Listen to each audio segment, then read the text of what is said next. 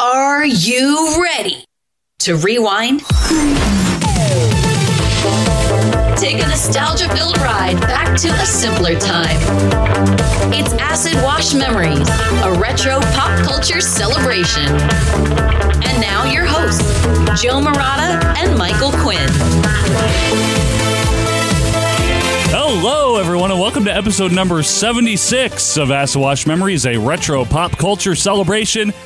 Today, it's all about daytime soap operas. Yes. My name is Joe Murata, alongside the very excited Michael Quinn. How you doing there, Michael? Howdy ho. Howdy ho. Very exciting topic. Yeah, soap operas. That's what we're doing this week. Well, okay. So they're like the female version of wrestling, basically. It pretty much is the same thing, as I'm sure we're going to cover today. And it's one of those things I think I want to, before we even get started, right? I just want to say it's one of those things that I think us and our listeners know more about than we think we know about. It's one of those. It's one of those like subconscious topics. One of my thoughts on that is, I didn't willfully subject myself to soap operas growing up. Right. It was something that was on in the background, generally my mom, my grandmother, or as you also had the fortune of doing too, Quinn, going to somebody's house and being watched. Yes. Sometimes those were on in the background. And I think it's more of an osmosis thing. If you grew up in the 70s, 80s, 90s, you know the names of the soap operas. Maybe You know some of the characters. The characters, some of the storylines. Yes. And we're going to get into all of that today because they are acid wash memories. But before we do that, if you're a first-timer here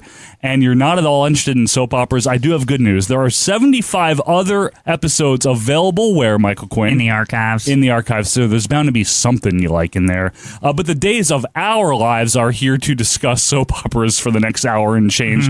And you can also feel free to do that with us over on Twitter at AWM Podcast and join our very friendly Facebook group where you can talk about not only soap operas, but lots of other old crap. I'm sick of being jerked around. I want you to tell me right now if you made this all up. Are you really pregnant? All my children. I have like a soft spot for this topic. Well, interestingly enough, some of our longer time fans of our other show that we do, our wrestling related show, will know that you are a soap opera, especially All My Children. But I will have it be said here for the record, this topic was actually my idea. Yes. Knowing... I was surprised. I knew it'd be up your alley. It was always like in the back of my head, like, we could talk about this, right? Well, we it's can like, today. It's interesting. As people shut the show off in droves, we're going to do it anyway. Just you watch on One Life to Live. It's simmering rivalry for Ace's attention. But I do want to disclaim this very briefly. We are not here, Quinn, to discuss the ins and outs of all different soap operas. No, we're not even like expert. Not at all. Here's the thing: is like I'm attached to certain storylines from certain shows that I remember vividly as a child, but I don't know the entire history of Erica Kane or like all these people, right? Or Vicky Lord or one of them, right? Or Sonny Corinthos or whatever. Like I am not like I know things that I saw, right? And I know observations that I was like, this is weird. Yes. But that's really what I want to bring to the forefront today. That's what we're going to do. We're going to give you a brief history of soap operas, run down the major ones, not every single one. But again, a broad overview. And we're also going to talk about some of the tropes that you find in soap, the soap tropes. Soap tropes, That'll be that segment. Soap tropes from a couple of dopes. And I also, towards the end of the show, I want to go over a list of actors and actresses that are very famous that got their start on soap. So we're going to be doing all of that here. This is your last chance to turn it off because we're going full force. First and foremost, Quinn, what is soap? It's what you use to clean anything, actually. To me, it's the source of clean. But it just agitates and moves germs and dirt around. Something with science, and pushes it off once you apply water to it. Okay. Now, soap operas still do persist to this day, although there are not as many as we're going to cover. They are known for their melodrama, their very serious scenes, and the intense everything is played close-ups. straight. Even the dumbest shit. It's very weird when you see like attempts at light humor on soaps because you're like, this just doesn't fit. Yeah. This isn't right. You know something bad is going to happen. They always try to do that with a kid to be like, oh, he did something goofy. And it's like, we're not here for that. Like little A. Yeah, like little A or whatever. When I look at little A. But you're right. We're not here for that. We're here for the stories. We're here for the seriousness. And it's so much so that a lot of people that watch these back in the day, I gotta watch my stories. Yeah. You know, that's like one of the names for them. The stories, right? They are. That's all it is. It's one big story, each of these. Now, let's get into the history here. As we've talked about on this show before, pre-TV, Obviously, radio was the primary home medium for entertainment. I like radio. And even once TV became more and more available in the 40s and the 50s, there was still some crossover with radio. A lot of people had their radios and would still listen to radio programs. And it may surprise people, but the goal of the radio programs and the TV programs was not, and still really isn't, to put out acclaimed programming. The goal is to make what, Quinn? Money. Yes. But here's the problem. How do you do that back then? When all the programs, whether radio or TV, are broadcast for free over the air. Ads, sponsors. So keep that in mind. Now, the name soap opera actually is an outgrowth of, this is a very funny term, for cheap westerns. They were known as horse operas. Aha. Which is just, I can That's picture odd. Mike Francesa saying, the horse opera. Wait a second. I like the horse opera, okay? And the soap portion here came, and a lot of people know this, came from a very simple fact. Early sponsors, a lot of early sponsors for these radio and TV programs were, in fact, soap companies. Yes. They just got, latched on to the name. Right. It was just, people were initially, maybe that's why maybe the soap ads were, so prevalent. People were like, oh, those are the soap shows, right? It's the soap shows, because this is also during a time where ads were sometimes a minute and a half. Yeah, it's like somebody with a whole speech, yeah, like a prepared sales pitch. Right, maybe 2 minutes, the whole break is just a soap commercial. Yeah. So you start to associate it. Yes, you will love Gentle Ivory soap in this handy personal size, the toilet soap size. You know, you get 4 cakes of personal size ivory for the same price as 3 cakes of other leading toilet soaps. So the radio history of soap operas started with one. This is commonly regarded as the first ever soap opera, a serial that was about 15-minute program known as Painted Dreams on WGN radio. This started in 1930. So we are pre-war, Quinn. I mean, this also would be the heyday of radio was the 20s and the 30s, right? There's a lot of hay. Hay is for horses, okay? Especially the roaring 20s. I mean, radio was just all the rage. It was this new medium, you know? I like that you used roaring 20s just to... It's true. It is true. It is true. It's we think, honestly, I have a feeling in our heads, we kind of think of the 20s and the 30s as ancient history or something, but it's just the mediums were different. That's about it. It was still a very commercialized culture. Oh, and hell, the flapper era? Yeah, you could get stuff at the store like a normal person. It wasn't you were living in the Stone Age in the 20s and 30s. Totally true. I mean, the Depression obviously hampered some of that. I just mean it's the fashions were different and the technology was different, but I feel the core crux of everything. There was cars. There was a radio instead of a television. Yes. There was electricity. There was light bulbs. It's not ancient. And I'll tell you this: there were teen idols. I mean, Rudy Valley was one. Yeah. I know that's a name from the way 100 years ago, but Rudy Valley girls went crazy for him. Another bride, another groom, another sunny honeymoon, another season, another reason for making whoopee.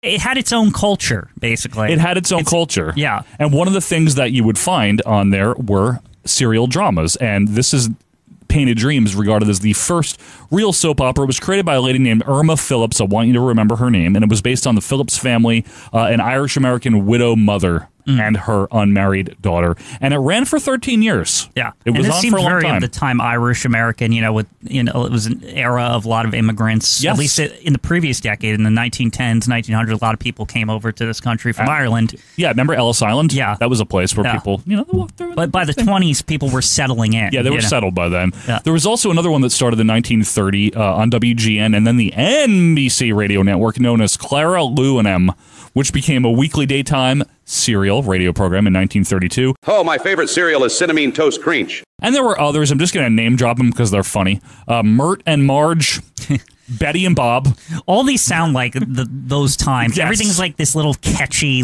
hey, those two names go together. What about this one? Just Plain Bill. There you go. And Lorenzo Jones. This is all the 30s into the 40s, but in the 40s, we had that new way to consume programming. It was like radio, but with pictures. Yes. It's called TV. Thanks. And we've talked about TV, in the history of it. Yeah, TV. Yeah, TV. So the soap opera on TV, the first one is known as These Are My Children. That's close to something that's prescient. better. Right? And this only ran for 2 months, January to March of 1949. Yes. A 15-minute program 5 days a week.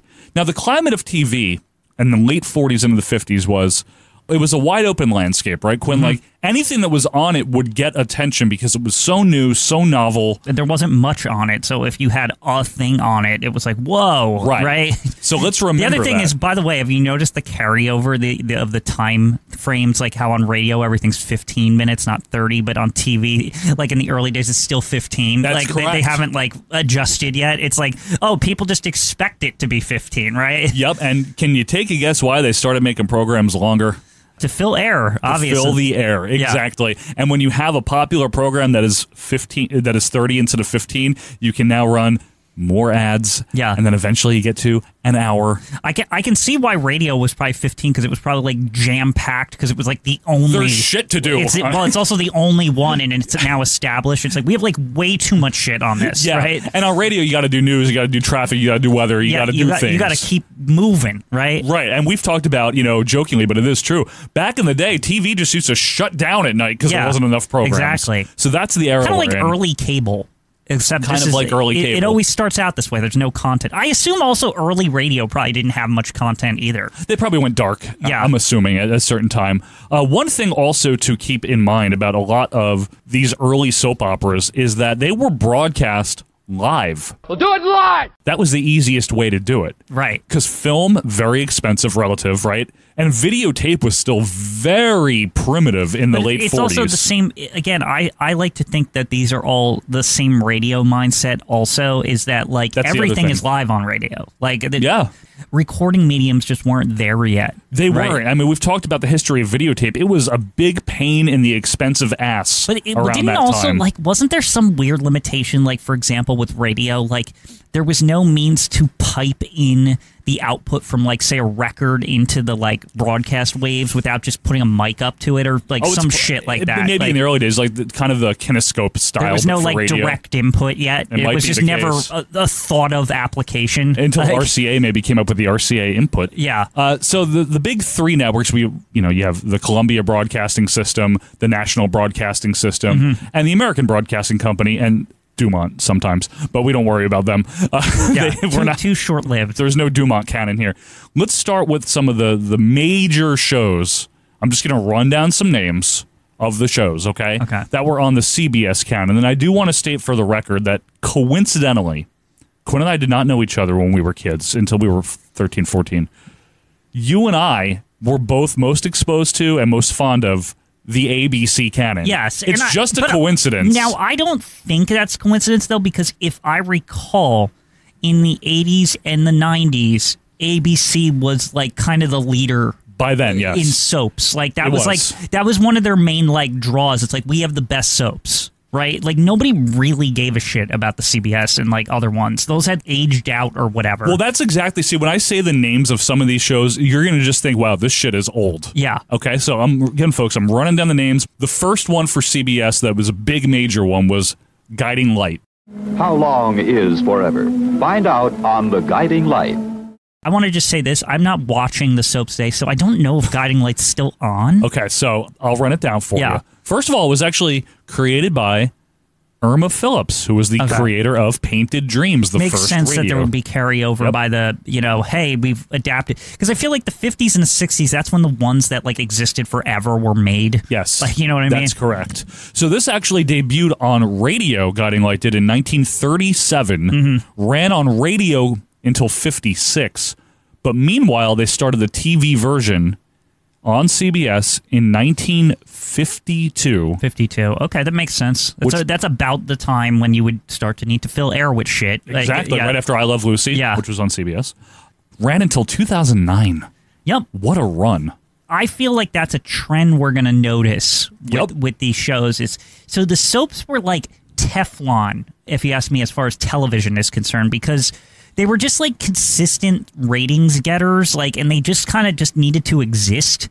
Like they didn't even need to be good, but it wasn't until like the 80s when there was a boom. There was a drive. There was suddenly towards there was quality. a competition for quality, and that was what was driving. Because then nighttime soaps came about. But like, yes, as far as just talking about their lasting power, that's why. Absolutely. And incidentally, you can clean Teflon very easily with soap. Yeah, there you go. A little handy household hint. Anyway, the sister show of Guiding Light, also by Irma Phillips, As the World Turns. Right.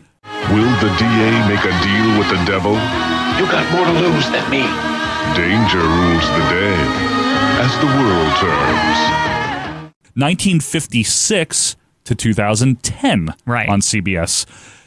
Notice this 2009, 2010, they're all ending thing because there was this that happened. The trimming. Yeah, the trimming. Now here's one that is still new on Peacock as of 24, but it ran on CBS until 2022. Days of Our Lives. Yes, Days of Our Lives. That is a big one. Melody! Days of Our Lives.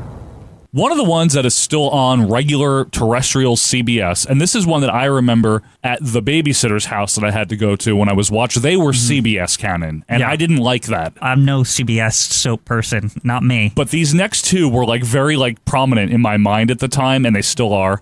March 1973 to now, The Young and the Restless. Yep. You know that one, Quinn, right? Even though you're not a CBS canon. They were so. I wanted to think of it like rival baseball teams, like the CBS ones. You knew their names, but if you flipped upon, you're like, who the fuck are these people? It's like this isn't Erica Kane. Like, what is this shit? Some guy named Victor, I think, right? Is he Young and the Restless? I think Victor is the only guy I know. Yeah, but it's you're watching National League. We're Yankees fans. You watch National League baseball. You might know one player. Yeah, you know the game. Yeah, you know the flow. Yeah, you just are like, who are these players? Who are these players, right? But I always remember their intro from the early 90s was very serious, dun, dun, dun, dun. Oh, we could get into a whole thing on the intros. To me, the intros are one of the things that are chef's kiss on some of these shows, right? Is they are fucking some of the most memorable intros I can think of. There is one that I want to play, and it's the next show that I wanted to mention, a sister show of Young and the Restless, known as The Bold and the Beautiful. Right. And this was that was the 1-2 punch of CBS, right? Always. They had the other ones like Guiding Light and stuff like that. Yes. Just like ABC had its own B tier. It did. It had the warm-up shows, right? Yeah. It did. It's real. Yeah. Like the mid-Carters or whatever. Yeah. Now, Bold and the Beautiful, which only started in 87, it was actually rather new when we were kids, is still on, and I just wanted to play its early 90s theme because I always... Just out of curiosity, is Bold and the Beautiful Young and the Restless is Port Charles or whatever? Kind you of, know what I mean? It's it's other... it's in the same universe. It's in the same universe, yes. Even though they established much later that all of them are in the same universe because there was a lot of crossovers. This is true. Yeah, they just went for it. They said, fuck it, Forbidden Door. If you are a soap opera, it doesn't matter what channel, we're all in the existing soap universe. We're all part of this together. Yeah. Here's the Bold and the Beautiful intro from 1991 because it's stuck in my mind forever. I don't even remember this one. This is actually high end. This is higher end than I would have thought. Right? This actually looks good. It's even compared to intro. The ABC ones. Great intro. It's stylish. When this came on, I knew my mom was coming to pick me up soon. When I heard this, I'm dead serious. I just didn't watch Bold and the Beautiful. I didn't either. Ever. I want to be clear. I didn't watch any of these on my own time. This looks like an actual primetime television show. Like that intro. It's a really well done as opposed to All My Children in General Hospital, which are kind of very TV looking. Videotape looking. I totally the intros, agree. I mean. Yeah, no, I know. All right, let's move over to NBC canon. This is the canon I care about the absolute least. NBC was I would say it's funny. NBC's at the top of the list for a lot of shit, but soaps was just never their fucking domain. CBS was definitely firmly the number 2. Yeah, and they were originally the pioneer. The original leader. Yeah. They were the NWA. Yeah. Then they became WCW. This is TNA or this AWA. It's EC Dub over there. It's what the fuck is this shit? Well, the big one though for NBC, the long runner from 64, which is the year the Beatles came over to the U.S. Stop. To 1999.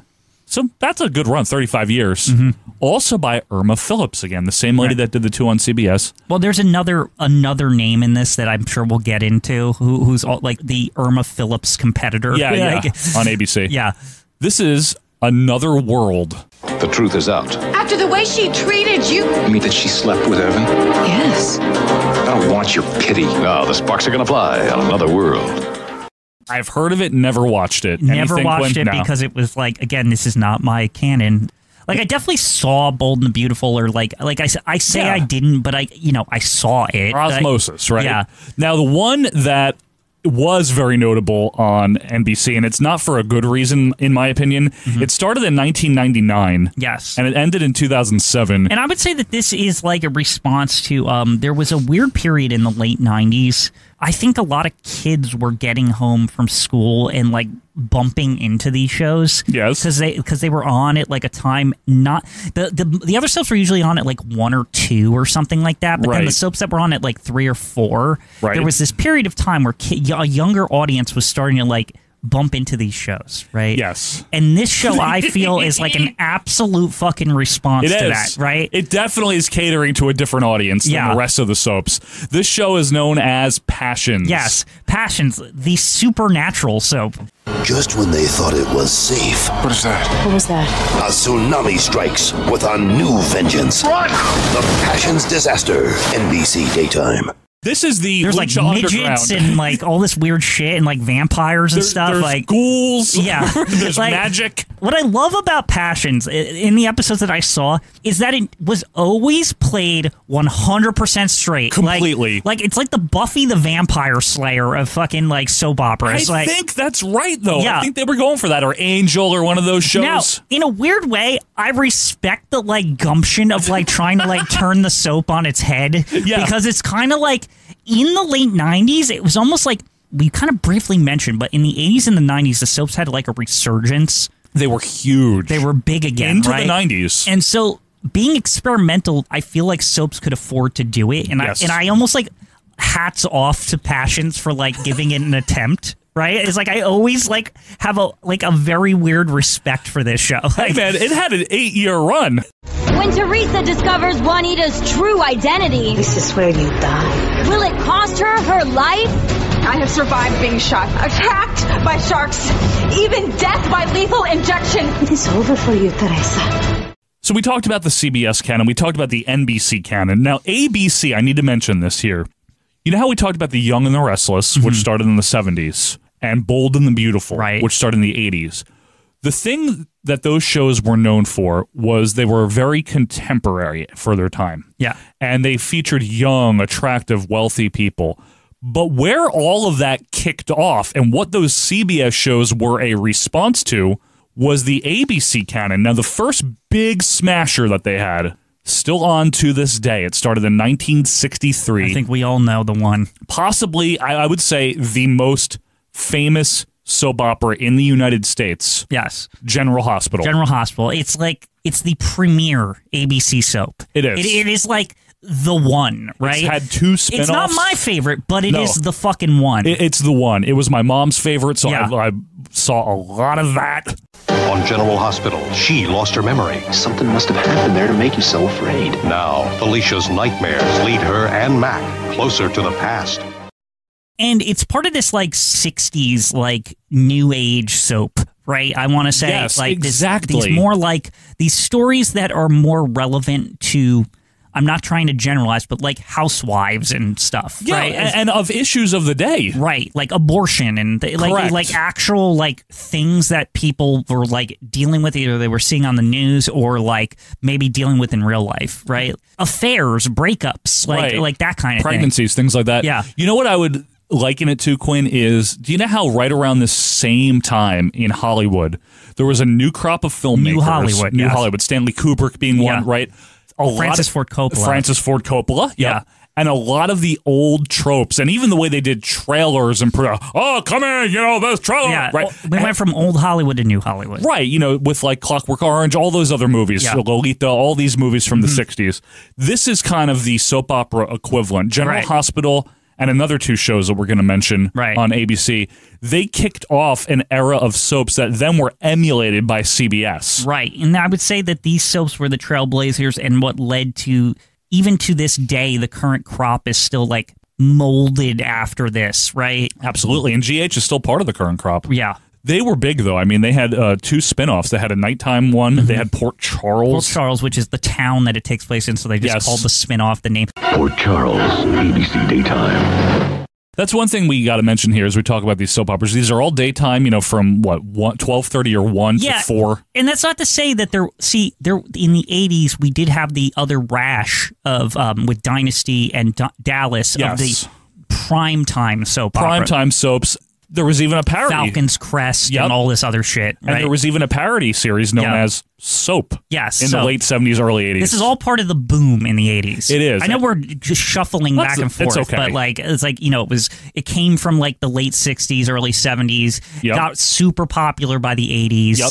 If we're going to talk about General Hospital very briefly, I think the 2 biggest things that come to my mind are Luke and Laura. Right, the whole weather machine angle and the angle. It was like this big, it was like a huge ratings getter in the mid 80s. Like there was like this whole big storyline that suddenly just brought people in. Yep. Right, and it coincided with the time of Dallas and Dynasty coming about, and like soaps were just all the rage. Yep. Right, even GH was having its like renaissance. Yes, right? they were. And then the other big thing, because Luke and Laura got a huge push in the 70s and 80s, but then who got a really big push in the late 90s and like onward was Sonny Corinthos. Right, Sonny Corinthos. So he became like the face of GH. This is why I think Sonny Corinthos was always a standout thing to me. Right, when I was a kid in the 90s, my mom would watch the soaps she wouldn't be home to watch them because she was working, but she would put the VCR in. It was always set. If God forbid the VCR wasn't working, I'd have to come in and help. It was like a big, we must tape these, right? Yeah. Sometimes I would pop in and watch them with her, and just because she was just kind of vegging on the couch, and I was like, "What are you watching?" And so I would ask her, I'm like, "Who is this Sonny Corinthos fella?" And she'd be like, "Well, he's like the head of the mafia or whatever." And I was like, wait a second, there's a mob boss on this? It's real. And this, I feel like maybe little boys and male viewers, like this character was obviously constructed to draw in male viewers, Absolutely. Right? Because it was so weird, right? It was like, but you have to remember, like within that decade, like Goodfellas and Casino and those kind of movies Godfather 3 were about, so they were kind of like in the zeitgeist of like character archetypes. Donnie Brasco, a lot of movies like that. And so like I think definitely he was designed to bring in a male audience, or at least the audience that's either watching with their wives or mothers, right? I think you're right. Like that they don't feel like left out. I think you're right. You know what I mean? Mm-hmm. Because he was like, it was fascinating, right? It was like, why, what? Like on this? He was like, all over too. Yeah, and he became like super popular. Like people were always like, what is he? Because all his storylines were like, oh, some guy wants to kill me or something. It felt like a real fucking show, not a soap opera. And he started as a heel, but he became more of a tweener, right? Yeah, I mean, like they basically had him be the like, you're supposed to feel sorry for him, even though it's like he runs a criminal enterprise in this like rich people town. Like what Port the Charles. fuck? Yeah, exactly. Michael, this is Sonny. Hey, Michael. The other big hit, there's 2 of them, created by Agnes Nixon. Yes, I feel like Agnes Nixon is the like rival or whatever. Oh, big rival here. Yeah. One Life to Live, 1968 to 2013. Now, One Life to Live to me always felt like the jobber show of the warm-up. The warm-up. Just you watch. On One Life to Live, the resemblance is striking. I will turn Mortimer into Carlo Hester faster than you can say Eliza Doolittle. I say you can't do it. Oh, my goodness. Will he change from dud to stud? Just you watch. All I remember about it is there was this one time that this old lady thought she was like a waitress, but she was really a rich person, and like she was just like in this loop for fucking months. Was it Vicky? That's it. Vicky Lord. Yeah. See, I know a little bit about this show. Vicky had a twin sister named Nikki. Yeah. But it was also like her alter ego. Yeah, there was like this period where I don't know, like it was like the real lady thought she was somebody else. Yes. It was this whole like it felt like it lasted for like months. I know, I remember. It was like I just remember her 90s. like always like wiping a bar like table or whatever and like talking to the townspeople, and they're like, I feel like I know you or something. And it was just like, this is stupid. And I would always ask my mom, who is this lady? And she's like, oh, well, actually, she's like this rich lady, but she thinks she's this like waitress. Yeah. Nikki confronts the return of Vicky. It's time to let me live again. Vicky Lord was the main character. It was on the show the entire life of it, all 45 years of it. It's pretty By the impressive. time I was watching, she was old. Yeah, she was already old for us in the 90s. Yeah. But the other one is a kind of a spin-off on this, or I guess they were eventually connected. Also, the Agnes Nixon. It debuted in 1970. It is Michael Quinn's favorite soap opera. It's so good. Hopefully Quinn can rein it in here, but it is known as All My Children. Okay, so All My Children. Why do I like All My Children, first of all? To me, it's like the perfect balance of the wacky and the serious. It's like this weird hybrid, right, of all of them. Okay. The other thing that I like about it, as much as I don't care about Erica Kane... That's Susan Lucci, for those of you at home. I find it fascinating that the show was centered around one character for its entire life, kind of like Vicki Lord, but like... It's the same concept. But Erica Kane was way more like...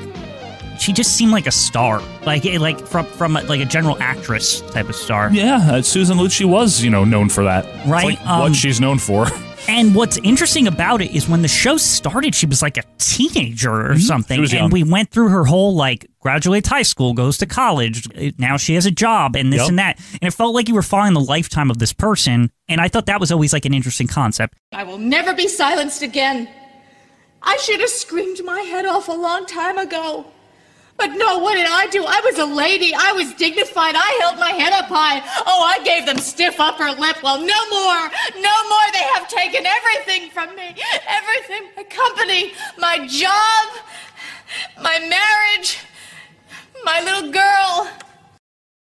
On top of it, the surrounding characters were actually good. Like Natalie Marlowe or like Natalie. The fucking... There's also Adam Chandler, the, like, evil businessman, but, like, also kind of a face sometimes. I thought his brother... So it's both, right? So it's like he also has a twin brother, which is just usually it's just Adam when he doesn't wear a suit. It's Stuart. It's Stuart. And he wears sweaters. He wears a sweat. That's like to denote that he's not as serious or something. He's friendly. Yeah, he's friendly, but like evil Adam has a soft spot. He always takes care of Stuart, even if he doesn't he's not on his like side or whatever. So Adam's son's name is also Adam, but they call him like JR.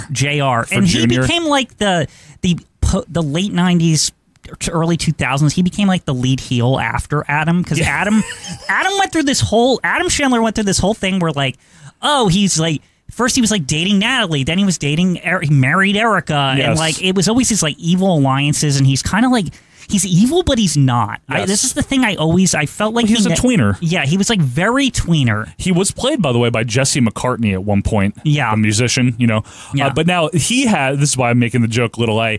He had a son named Little Adam, which they called Little A sometimes. Like, so there's Little A. Annoyingly. And I'm pretty sure Little A also grew up. Like, oh, yeah. By the time the show ended. Because of soap opera aging syndrome, which is a real thing. Look it up. It's like you like usually within a year you're like 12 or something. It is true. But I guess what I'm trying to say is... What are you trying to say? Ultimately, what made All My Children... What are we doing today with much better to me is that it's like seems to have like a richer cast. Like there's a lot more like characters, right? Roster depth. There's much more roster depth. So Natalie was dating like this police officer guy, and then there's the whole like police station canon, like Jesse and all these people. Like that's like a separate storyline thing. Like the people in the police station are like characters. This also brought in like Kelly Ripa as like Kelly Ripa. And this is what I mean. I think that All My Children has that the others didn't. It's like a hybrid. It's wacky. It's goofy, but it's also serious. But it's also got the depth. And it's just kind of got a little bit of everything. And I always thought it was funny that this was like one of the first ones that I canceled because I always thought that this one produced the most moments, stars, and all that kind of thing. Yeah, this went before One Life to Live. This went off the air in 2011. Mm-hmm. Went to 11. I do want to mention, too, during the 1970s, this actually had a disproportionately high male viewership. That's how engrossing this show was. Yeah. It was one of the most popular daytime TV shows of its time. Right. In its heyday. It's weird to me that it was... I feel, personally, that it always lived in the shadow of General Hospital, but not for the reasons that it should have.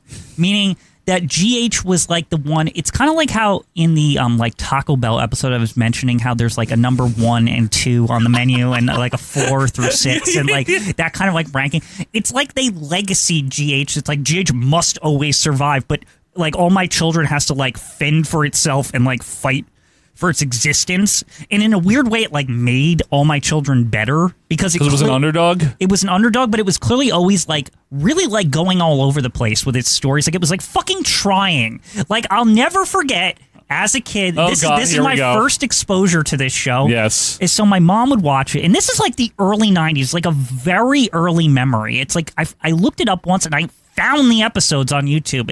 It's in like 91. I remember this or too. something I like know what that. you're gonna say.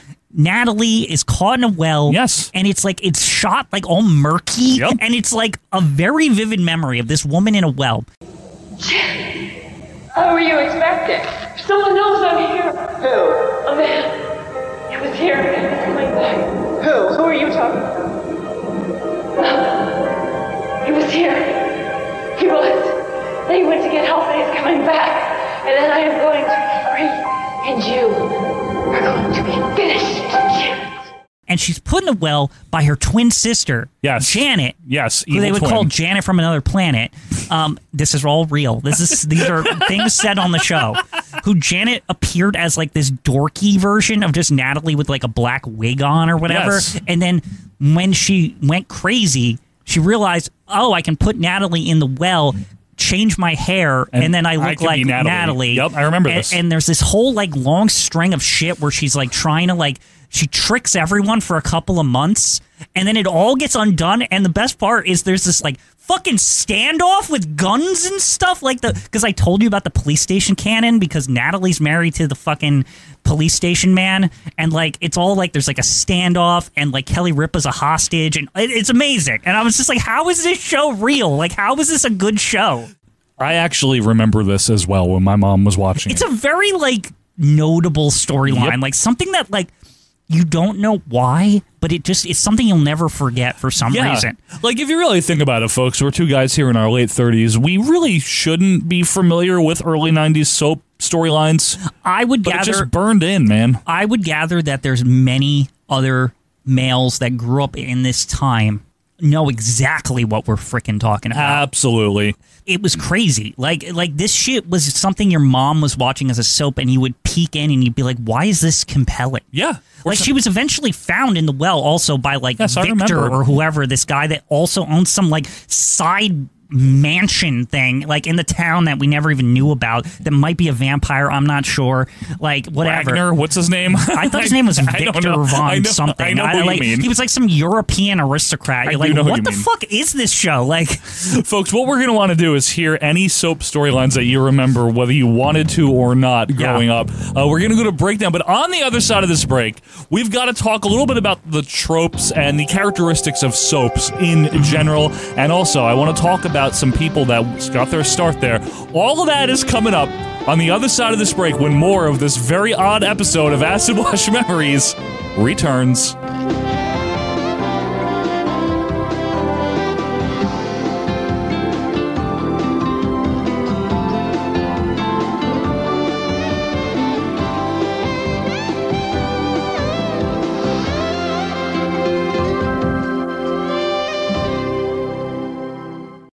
Kelly Capwell. 5 years ago, something happened that turned my life upside down.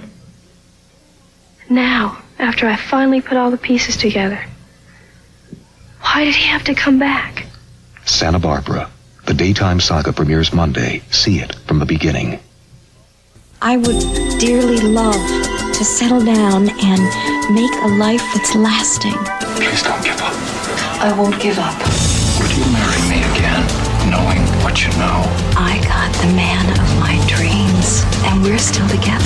You're still the most beautiful bride I ever saw. And I wouldn't trade a second of our life together for the entire world. A lot of people bet against us. Guess we should then. Luke and Laura, General Hospital. Dave, didn't catch anything, huh? Not today. Oh, well. It's a good thing we make a delicious fish sandwich here at Wendy's. Fish sandwich, please. No luck, huh? Wendy's fish sandwich, a large fillet of cod fried golden brown, topped with creamy tartar sauce. We make the best hamburgers, and I think the best fish sandwich. So that's what fish looks like. And for a limited time, you can get our delicious fish sandwich combo. It comes with regular fries and a 20-ounce Coke, only $2.99. But hurry, or this could be the one that got away. And now we return to more acid-washed memories. Welcome back if you're still here. We do appreciate being with us with Joe Morata and Michael Quinn. Quinn, we are improbably talking about soap operas. My idea. I don't know why. Yeah. But I hope people are liking I'm this. glad you brought it. Well, you're loving it. You are. Hey, I'll anytime to give all my children its props. It's weird how you can look. I did go on the path of finding all this shit on YouTube at one point, and I was like, "This is good. Why is this good?" You've talked to me about it. I wish it was in better quality. It was like just taped VHS tapes. It was like the worst quality possible. Might be the best you can get. Yeah. Folks, hey, remember to follow us on social medias. Talking about at AWM Podcast on Twitter. Join our Facebook group. Also, leave us a review if you don't mind. We'd really like that. And all right, we've run down the shows. Just want to recap. These were the players, if you will. These were the players. We even mentioned Dynasty and all this. And Dallas and all that. Yeah. The overall persistent themes of soap operas are pretty common. There's families. There's usually wealth, well-to-do people, aristocracy. That's not to say there isn't characters who aren't from the well-to-do. Sometimes you have the mafia figure or the cop or whatever, right? Or the weird outsider that's like a wanderer, right? This all happens. Yeah. There's always drama. This is the main thing about soap operas is nothing ever goes right. Oh, yeah. These people have the worst lives ever. Right. There's always some fucking problem. Yeah. Right? And it could be an ideal situation. Hey, we're celebrating our kid's birthday party. And in the next scene, someone's getting shot. Yeah. This happens constantly. There's sex, there's violence, there's hot button issues, there's, STDs, there's rape, there's pregnancy, there's all these things, betrayals, affairs, trysts. If it's somewhat of a problem, in quotes, it probably happened in these shows. And then one of the big things that a lot of people made fun of is there's always the trope of the fake death, or someone really did die. They kill off character, or the twin. Then there's the evil twin or the good twin. Yeah. And they bring characters back. Characters are usually played over the course of, especially a long show, by different actors. That does happen. It does. So not with Erica Kane. We all know that. Here's the thing. Yeah. I want to speak to that for a second, because replacing an actor or actress in a soap, while it does happen, I do believe that if you really look into it, it's not as common as I think that people believe it to be. It's not as common with the main characters, that's right. for sure. The recurring, long time characters, right? Right. The other thing is that actually, when I look at soaps from an overall perspective, I actually notice a trend of these actors are linked to this show for life. A lot of times, also, if they do get replaced, a couple years later, they'll just flip them back to the original actor once they're done. That does happen. That happens all the time. Yeah. Like we said, Erica Kane, but there's also remember Opal on All My Children? That was the same actress forever. Yeah. Vicki Lord was too. Adam Chandler never changed. That guy looked old when he came in. Yeah, and that he guy looked was old. always the same. Yeah, I think because he was premature gray. He probably was only 40 or something in the 80s. And it's just because his hair was perfectly gray. It was oh, this is great. It looks like he'll never age. Wait, you can just bring him in. I want to know how old David Canary was. He was born in 38, so in 1980 he was 42. Yeah, and is that when he came in? I don't know. I thought he came in 87 or something. It was late 80s. Even so, he'd be in his 40s. Yeah. Well, I want to ask you an subjective question. Mm-hmm.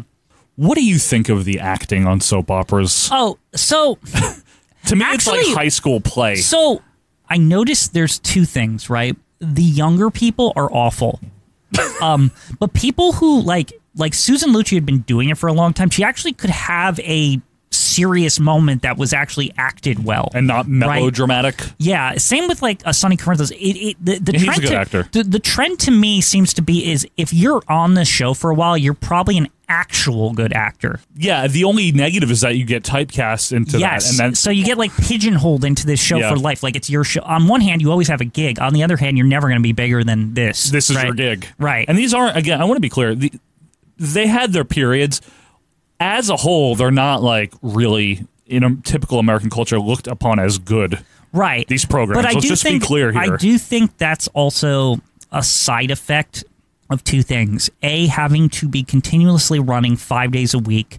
It takes actually a special kind of talent to memorize the lines. Oh, yeah. Like, and know everything that's going on and do all these scenes every single week. I agree with you. And I'm glad you brought that up because on the production end, these are very cheaply and very quickly produced because, like Quinn said, they're literally run 5 days a week in perpetuity, right? Yeah. So, and another thing, too, is even versus a sitcom. This is way more intense. It is, but there's also odd choices made, and all the soaps do them or did them. Odd blocking where like characters will like not even be facing each other, but they're talking. Right. So you can see both people's faces. Well, yeah, you know, everything is positioned around high drama. Yes. So it's filmed in like a not normal way to intensify the drama. Correct. And it's lit differently too for that same reason. And you'll get those close-ups with a lot of face close-ups, yeah. Pregnant pauses where they are just considering something. Like Joey on Friends parodied that, remember? Yeah. The smell the fart acting. Yeah. Remember? Whoa, she's pretty. Yeah. Oh, and she's really nice, too. She taught me all about, how to work with the cameras and smell the fart acting. And they're rarely also shot on location for cost reasons and time reasons. They're always shot in the studio. I mean, occasionally they will venture, but it's rare. What was always interesting to me is a lot of them were also shot in New York and not L.A., right? Correct. Because it's an outgrowth from when they were live, I think. It's an outgrowth from where they began, but it's also I personally think it's a talent pool thing because you need to get cheap actors. Like, I just think actors charge more for their services in Hollywood than they would. And you're just trying to find quick young talent in New York City. People that want a gig, want to break in.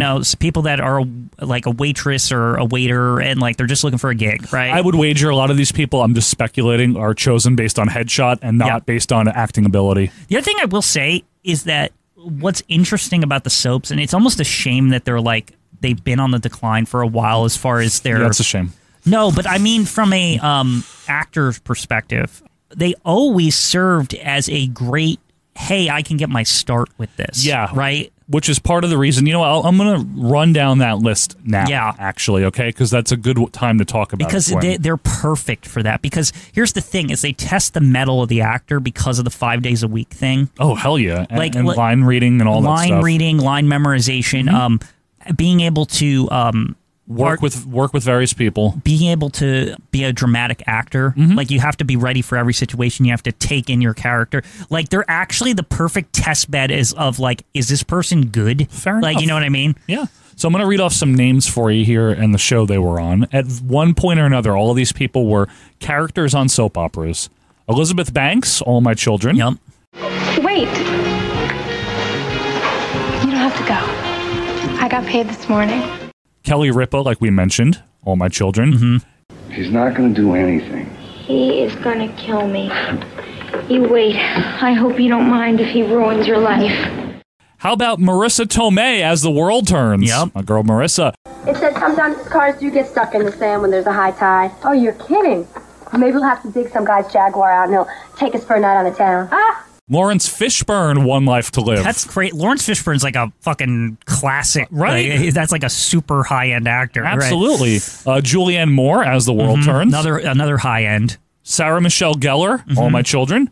Here's one. Most people know this. General Hospital, John Stamos. Aha! Amy! Caught you red-handed. Huh? You're cutting class again, aren't you? No, I'm not cutting class. No? Well, then what are you doing home?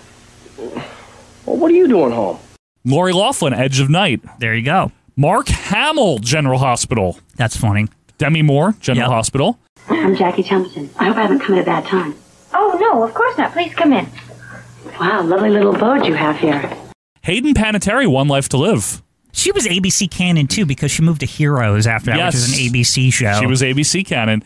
Kevin Bacon, Guiding Light. This is after Animal House. Really? Yes, in the early 80s. Kevin Bacon, it took a while for him to, like, really explain. Yeah. He had his moment in Animal House, but then, like, he had to, like, grind to get back up. He did. He was in Diner. He had a part in Diner, and then finally by the 80s, You kidding?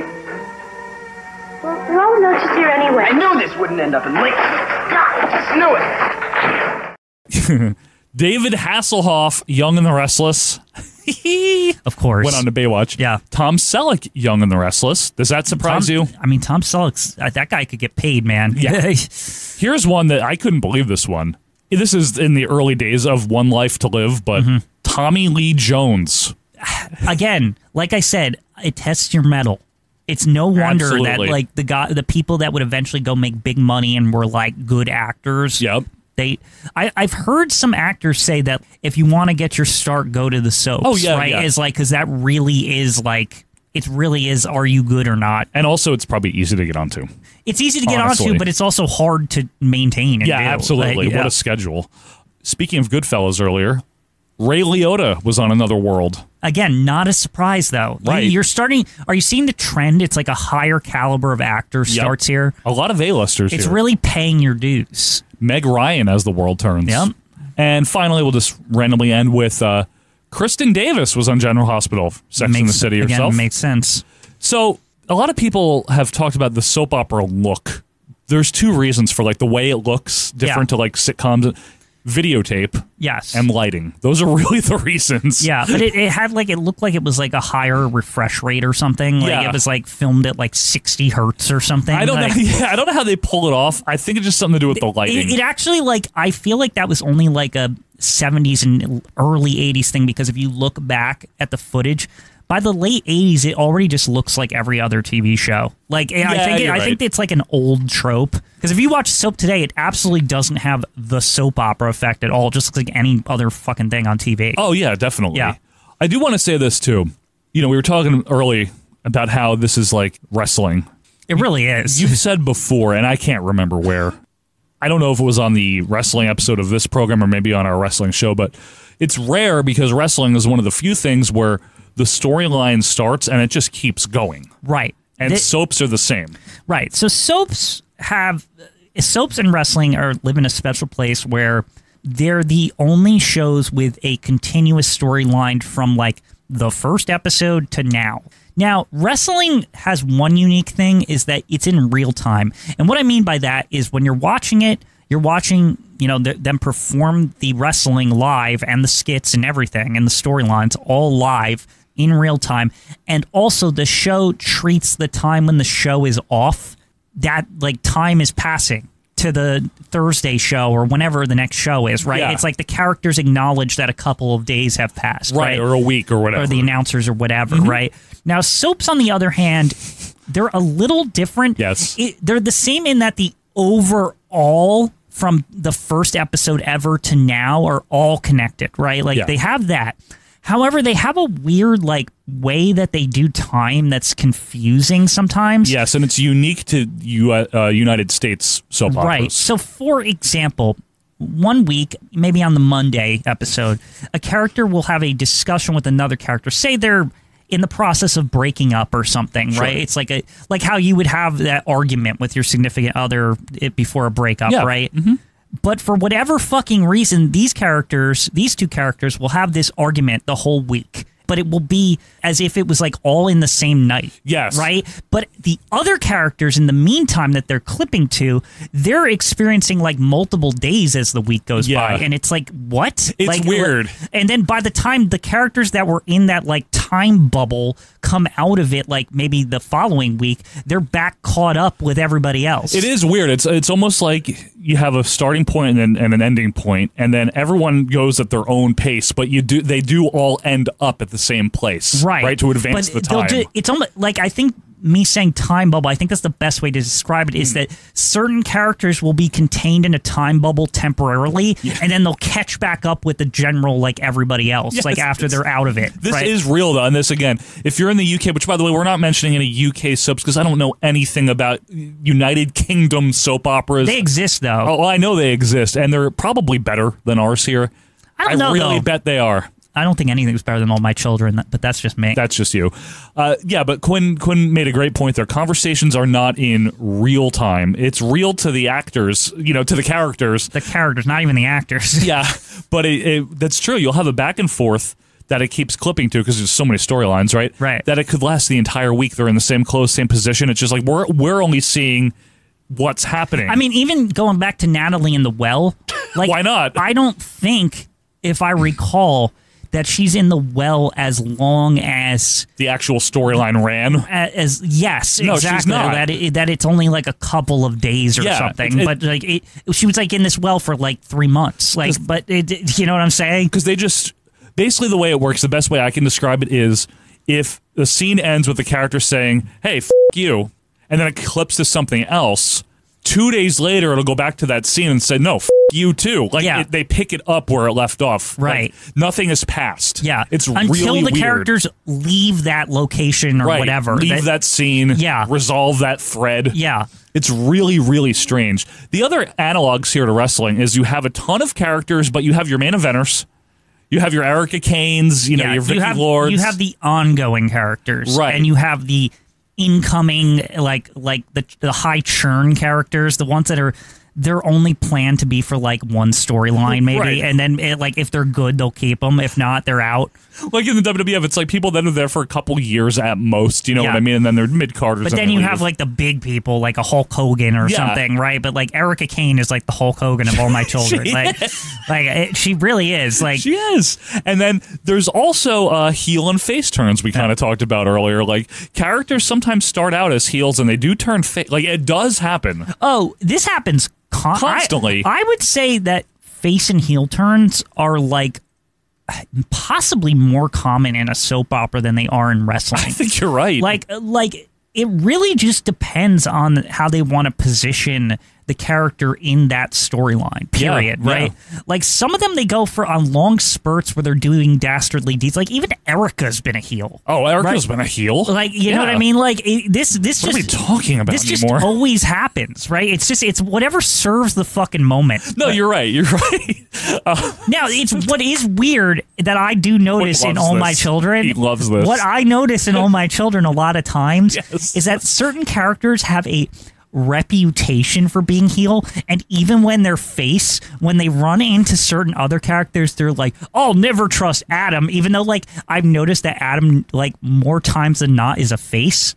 Is Adam Chandler really a face? A lot of times, I don't know, man. A lot of times he's like misunderstood. Like for example, like Kelly Ripa's like his like niece or something. Yeah, something and like that. He's always just trying to protect her, but because Erica Kane and the other characters know Adam as this maniac like businessman, they're like, "Oh, he just wants to hurt her." But then like in every scene he's always like trying to like give her assistance and help her and like slowly trying to be her friend and stuff. So like he's a complex character. Exactly. Yes. But I just think it's funny that like there's certain characters that the other characters will always regard as a heel, even though like most of the time they're not acting as a heel. Fair enough, Quinn. The height of the soap operas, as we've alluded to, was really the mid-'70s through the '90s, and that was the boom period, the golden era, if you will.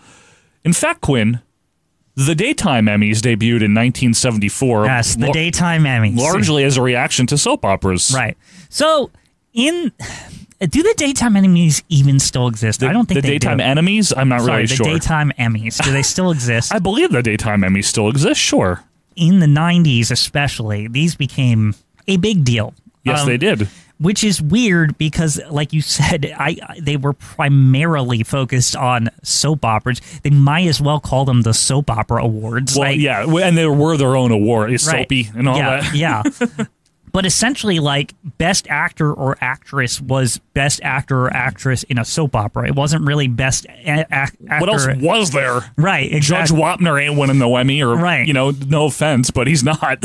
But anywho, here's the thing that's really funny. And again, we're circling back to Erica Kane because this was like almost became the primary storyline of the Daytime Emmys themselves every year. Yes. Like, so remember how we mentioned that Erica Kane was like on this fucking show from like 1970 until it ended, basically? Yes, literally until 2011. So also, remember how we mentioned that she was probably like an exceptional actress in comparison to her peers? Like, probably. most likely. Probably. Right?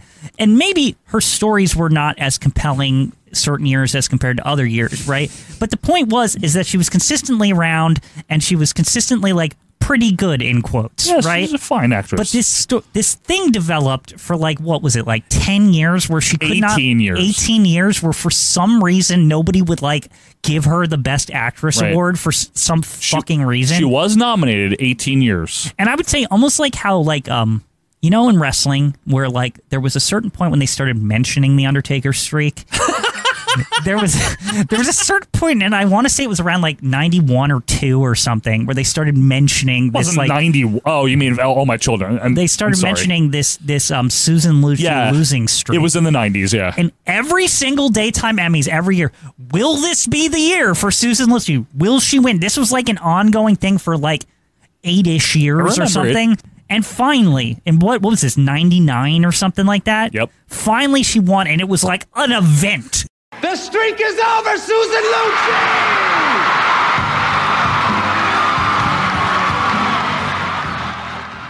People were freaking the fuck out. They were like, I can't even believe they finally did it. And I don't even think 99 was like Erica Kane's like greatest year or anything. At that point, it just felt like, what the fuck? Like, why are they just not giving this lady this damn award already? Like, she clearly has earned it. I think Kane from wrestling had a better 99 than Susan Lucci. But yeah, no, that was actually a thread. But that's to give you an idea of how popular daytime soaps were. That wasn't even in the good theme era of All My Children. Sorry, Quinn. Didn't even mention that. The good theme. It's been dumped in, don't worry.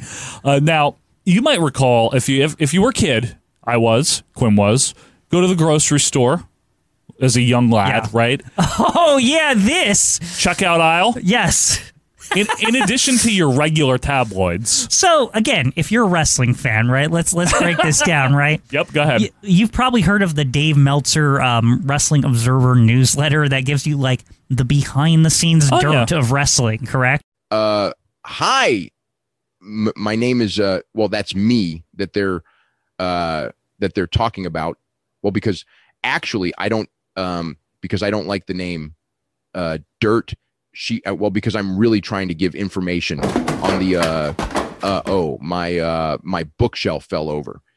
You may be a wrestling fan and not know much about the soap operas, but would you know this is that there's a dirt sheets of soap operas, and that's what those magazines you may have seen in the aisle. You may have never looked at them because maybe you're like, what is this? I don't care. Yes. But like if you actually peered into them, they're literally like, oh, there might have been a fight on the set between David Canary and like fucking somebody or whatever. Like they're like they're literal dirt sheets, and they're like, hey, there's this storyline planned for the fall with these characters, and like, will they go for it? Like, will the writers decide to do this? Like, it's like shit like that. Soap Opera Digest, where you'll always get the hottest news, the juiciest gossip, and what'll happen next. This week, Lion Ryan finally has to choose between Victoria and Nina. And Days of Our Lives' Deirdre Hall gets personal. Plus, Soap Opera Digest tells you how stars act up when they hate their storylines. It's great, though, isn't it? There's like actual dirt sheets for soap operas. I love it. So that was when they, like, and actual tabloids, like, not that they're reputable, but, like, tabloids were also like speculating on soap operas at the time too. They were just all over. You couldn't get away from all of it. A lot of this too, if you ask me, is an outgrowth of the Who Shot JR storyline from like the early 80s on Dallas. That was like a lot of this like what's gonna happen like speculation shit came from that. Right. Like becoming like a cottage business. Yeah, I agree with you. Yes, was the Who Shot JR, and I'm sure you got we like have barely mentioned those elite primetime soaps, but like the Who Shot JR thing was this whole thing. If you don't know, we're basically because of an actor strike, like Dallas was like off the air for like an extended period of time in between seasons. Yes, and they were not able to resolve this Who Shot JR angle that happened at the end of a certain season. And basically, like, for, like, a summer and a half or, like, something, like 6 months, or nobody fucking knew. Yes. And, like, everyone was speculating who did it and blah, blah, blah. So it's like, suddenly everyone realized, hey, we can make money from this. And if you don't remember Who Shot JR, you might remember when The Simpsons parodied it with Who Shot Mr. Burns. Right, it's the same. It's a parody of that. And it turned out to be Maggie. But anyway, Soap opera's decline was throughout the beginning of the 21st century, and as we mentioned, between 2009 and 2012, many of those long runners were gone, including All My Children. I'd say this was due to streaming mostly. Yeah, there was just a loss of interest in the genre, Quinn. Yeah, and funny enough, All My Children actually became the guinea pig of like, will this streaming shit work for soaps? That's actually what led to All My Children's cancellation. Was that really why? So All My Children was canceled on terrestrial at some point, right? That's correct. There was even like a final angle where like JR went crazy and he like shot at someone, and that was the end of the show. It's interesting. JR shooting somebody instead of who shot JR. Like Adam's son. Yes, I know who you mean.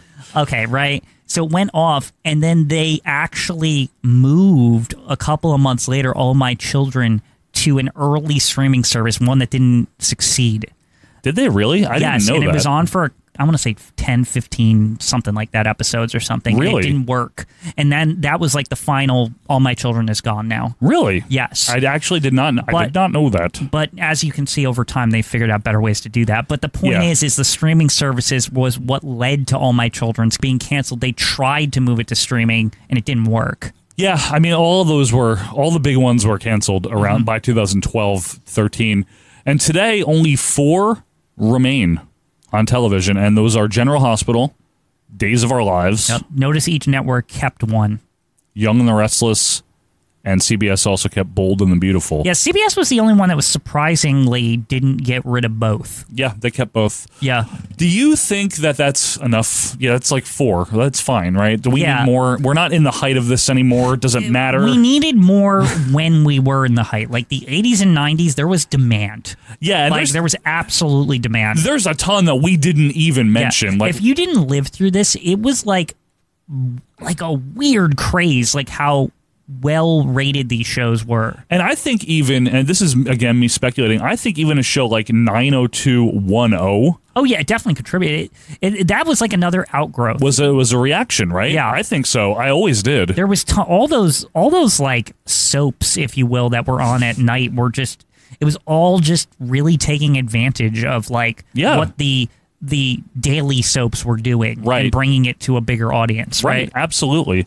So that's kind of what I wanted to cover here, was to stir up some memories from whenever you guys, if you observed these in the 70s, 80s, 90s, whenever. I knew Quinn would really like this one. It's just an interesting topic. Interesting study. I personally just find them like fascinating as like a genre in general. I just thought they were like, this is so different than like a lot of shit that you see on TV. Right. And it had its own little heyday, and it's like it owned a block of time, like significant, like 3 to 4 hours a day on certain networks. Like, absolutely. It was a big deal.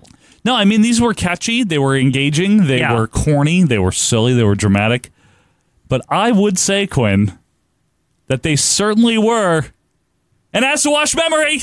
They were. Folks, thank you for hanging with us here as we've talked about the soaps. Yes, we actually did this, Quinn.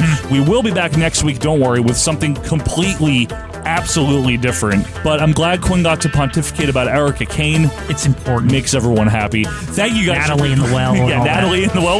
We talked about Adam Chandler. Yeah. David Canary got time. I mean, what more can you ask for? David Canary, come on. I know. Luke and Laura. Folks, be sure to follow us on Twitter at AWM Podcast. Join our group and leave us a review if you don't mind. But until next time, that's Joe Morata and Michael Quinn, and this has been Acid Washed Memories. See ya. Like what you heard? Be sure to leave a review and subscribe on your favorite podcast app. We will see you next week.